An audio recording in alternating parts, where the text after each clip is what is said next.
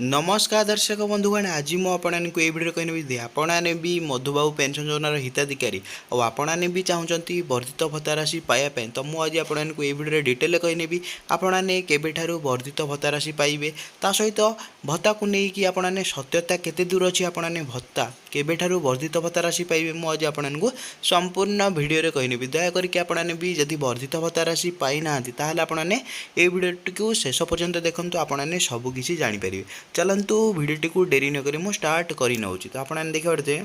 कौन रही कहीं शुणुना गुहारी 4 मास हेब भिन्नक्षम महिला को मिलूना भत्ता तो आपने देखिए आपण आखि सामने भत्ता को लेकिन नुआ नुआ कौन अपडेट आपको सब बेले मो चैनल आरंभ ही पकई दूसरी तो आपने देखिए कहीं एपर्यंत शुणुना गुहारी 4 मास हेब भिन्नक्षम महिला को मिलूना भत्ता तो देखिए जदि आपने भी भिन्नक्षम होते ताहले भिन्नक्षम महिला को एपर्यंत मिल पारना भत्ता बोली कहुच्छी सहित कौन रही लाटेस्ट अपडेट मुझे आपको कही नौ 4 मास हेब भिन्नक्षम महिला को मिलूना भत्ता तो आपने देखते प्राय केते मास हेब आपणकर 4 मास हो गलाने किंतु भिन्नक्षम महिला को एपर्यंत भत्ता टंका मिल पारना पंचायत कार्यालय ठारू ब्लॉक और जिला कार्यालय पर्यंत धाई धाई नियंत हेले परिवार तो परिवार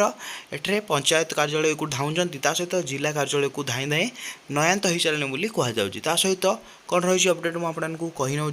कहीं शुणुना गुहारी तो आपने देखिए कहीं भी कहार गुहारी एपर्यंत शुणुना आपने देखिए एपरी घटना देखा मिलूँ एठे आपने देखिए कंकड़ाहाड़ ब्लॉक एठे आपणकर राइबोल गाँव में तो एपरी घटना क्यों देखा मिलूँ आपणकर देखिए कंकड़ाहाड़ ब्लॉक आउ राइबोल गाँव में एपरी घटना देखा मिलूँ गाँवर ऋषिकेश साहू सी जड़े देखिए गाँवर ना भी एठे डिक्लेरेशन हो ना है ऋषिकेश साहू तो कौन रही अपडेट मुझे कही नौ देखते जहाँ को झील अमिता साहू जी कि जन्मरू भिन्नक्षम तांकर झील आपने देखते पिता नाम ऋषिकेश साहू तांकर झील नाम होगला आपणकर अमिता साहू जी कि जन्मरू भिन्नक्षम तो जन्मरू जेहेतु भिन्नक्षम अच्छा तो कौन रही मुझे कही नौ अमिता गोड़ अंटा खराब थी बेले ठीक से चलाबुला करिपारना तो जेहेतु तांकर भिन्नक्षम होइथिबारु से ठीक से चली पारना बोली कहुच्छी सहित कौन रही बापा ऋषिकेश जड़े गरीब श्रेणीर लोक तो देखते बापा जनक गरीब श्रेणीर लोक किंतु एपर्यंत झीपाई भत्ता मिल पारना बोली कहुच्छी किंतु बापा बहुत परिश्रम करिकी धाउंचंती ए कार्यालय से कार्यालय को किंतु कहीं भी तांकर गुहारी शुणुना बोली कहुच्छी तो कौन रही मुझे डिटेल कही नौ देखते बयसाधिक कारण रोगग्रस्त होता बेले अन्य जड़े भौणी भिन्नक्षम तो आपने देखते मुझे कही नौ एठे देखते बयस अधिक कारण रोगग्रस्त होता बेले अन्य जड़े भौणी भिन्नक्षम बोली कहुच्छी तो आपने क्लीयर है घर आर्थिक स्थिति अत्यंत दुर्बल बोली कहुच्छी तो घर परिवार एठे आर्थिक स्थिति बहुत दुर्बल बोली कहुच्छी दुई भिन्नक्षम झीक भत्ता टंकार चली था परिवार गुजराण तो कौन कहगला जो दी झीकर भत्ता टंकार परिवार गुजराण चली था बोली कहुच्छी तो एमती देखते आपण बहुत जी ऋषिकेश बापा थे से बहुत तांकर परिवार बहुत आर्थिक स्थिति खराब थिला तांकर दीटा झी भिन्नक्षम थिबारु दी झी तांकर से भत्ता टंकार तांकर घर चले बोली कहुच्छी तो आपने देखते सहित कौन रही डिटेल मुझे कही नौ आपने देखते सरकार एमती कहीं कर सरकार को अनुरोध करुँची रिक्वेस्ट करुँची आपने जी भी थिला वाला को आपने टंका देइचंती किंतु जो मैंने भी नथिला वाला से मानू आपने एठे आग दिंतु टंका कहीं जो मैंने थिला वाला से माने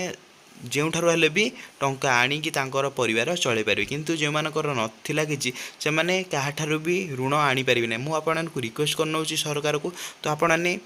समस्त को समान भाव में देखते आ समस्त को ठीक समय टंका दिंतु बोली मोर रिक्वेस्ट सहित कौन रही मुझे डिटेल कही नौ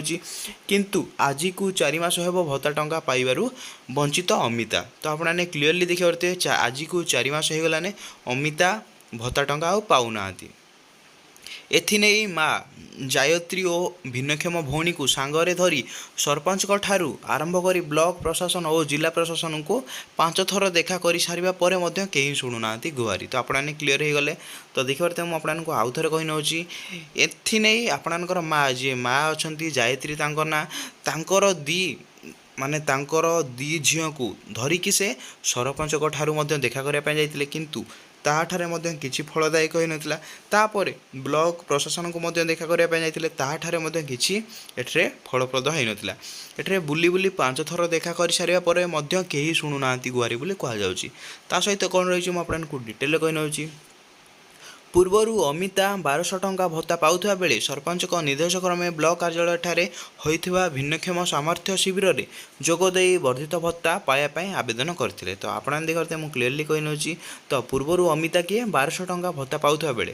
ସରପଞ୍ଚଙ୍କ ନିର୍ଦ୍ଦେଶ କ୍ରମେ ବ୍ଲକ କାର୍ଯ୍ୟାଳୟଠାରେ ହେଉଥିବା ଭିନ୍ନକ୍ଷମ ସାମର୍ଥ୍ୟ ଶିବିରରେ ଯୋଗ ଦେଇ ବର୍ଦ୍ଧିତ ଭତ୍ତା ରାଶି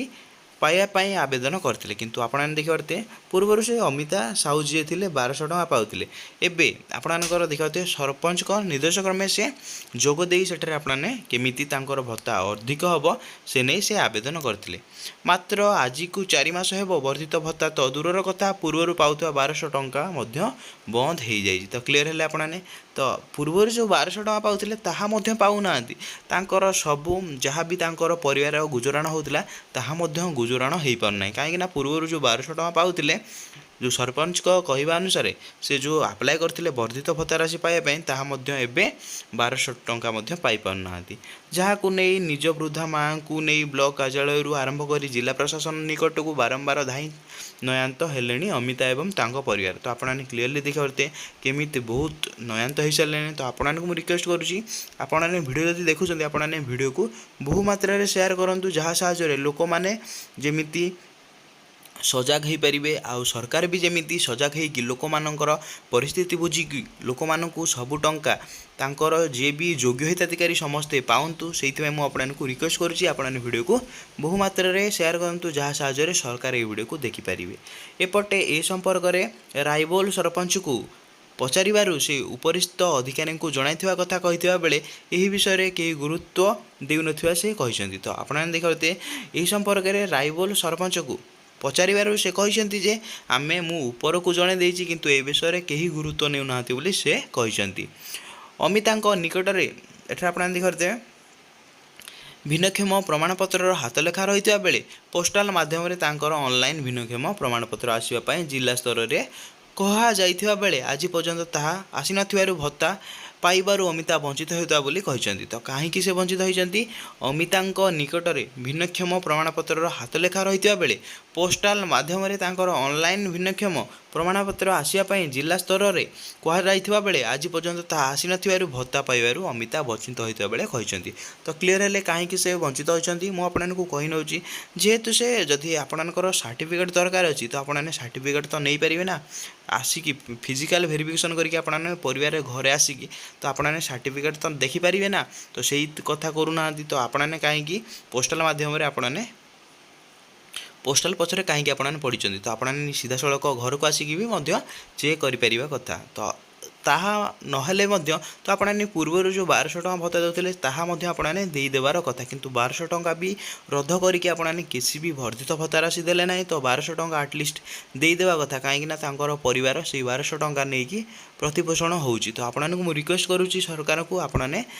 ପଇସାକୁ ଅଟକାନ୍ତୁ ନାହିଁ, କାହିଁକିନା ବହୁତ ଜଣ ଏମିତି ଅଛନ୍ତି ଯେଉଁମାନେ କି ତାଙ୍କର ଭତ୍ତା ରାଶିରେ ତାଙ୍କର ଗୁଜୁରାଣ ମେଣ୍ଟୁଛି। ତ ମୁଁ ଆପଣମାନଙ୍କୁ ରିକ୍ୱେଷ୍ଟ କରୁଛି ସରକାରଙ୍କୁ, ତ ଯେଉଁମାନେ ବି ଯୋଗ୍ୟ ହିତାଧିକାରୀ ଆଉ ଯେଉଁମାନେ ବି ଯୋଗ୍ୟ ସେମାନଙ୍କୁ ପଇସା ଅଟକାନ୍ତୁ ନାହିଁ, ସେମାନଙ୍କୁ ଦେଇଦିଅନ୍ତୁ। ତା ସହିତ କ'ଣ ରହିଛି ମୁଁ ଆପଣଙ୍କୁ ତେବେ କିପରି ଏହି ଭିନ୍ନକ୍ଷମ ମହିଳାକୁ ପ୍ରଶାସନ ତରଫରୁ ଯଥାଶୀଘ୍ର ଉତ୍ତର ବ୍ୟବସ୍ଥା କରାଯାଇପାରିବ ସେ ନେଇ ସରକାର ଓ ପ୍ରଶାସନକୁ ଅନୁରୋଧ ରଖିଛି ଏହି ପରିବାର। ତ ମୁଁ ବି ଆପଣଙ୍କୁ ରିକ୍ୱେଷ୍ଟ କରିନେଉଛି ସରକାରକୁ, ତ ମୁଁ ବି ରିକ୍ୱେଷ୍ଟ କରୁଛି ଯେମିତି ଏହି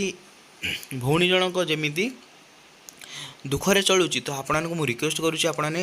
ଆଙ୍କର ସବୁ ବ୍ୟବସ୍ଥା ଠିକ୍ କରିକି ଆଙ୍କୁ ବର୍ଦ୍ଧିତ ଭତ୍ତା ରାଶି ଦିଆଯାଉ। ତ ଆପଣଙ୍କର ଭତ୍ତାକୁ ନେଇକି ଯାହା ବି ଅପଡ଼େଟ୍ ଆସିବ ମୁଁ ଆପଣଙ୍କୁ ମୋ ଚ୍ୟାନେଲରେ ସବୁଠାରୁ ଆଗରେ ଜଣାଇବି। ତ ଯଦି ଆପଣଙ୍କୁ ଭିଡ଼ିଓଟି ଭଲ ଲାଗିଲା ତାହେଲେ ଆପଣମାନେ କ'ଣ କରିବେ, ଭିଡ଼ିଓକୁ ଲାଇକ୍ କରିବେ, ଚ୍ୟାନେଲରେ ଆପଣମାନେ ନୂଆ ଆସୁଥିଲେ ଚ୍ୟାନେଲକୁ ସବସ୍କ୍ରାଇବ୍ କରିକି ବେଲ୍ ଆଇକନ୍କୁ ଅଲ୍ ପେ ପ୍ରେସ୍ କରିଦେବେ। ଏମିତିକା ନୂଆ ନୂଆ ଭିଡ଼ିଓ ମୁଁ ଆପଣଙ୍କୁ ସବୁଠାରୁ ଆଗରେ ନେଇ ଆସିବି। ଭିଡ଼ିଓଟି ମୁଁ ଏଇଠି ଏଣ୍ଡ କରିନେଉଛି। ଜୟ ଜଗନ୍ନାଥ।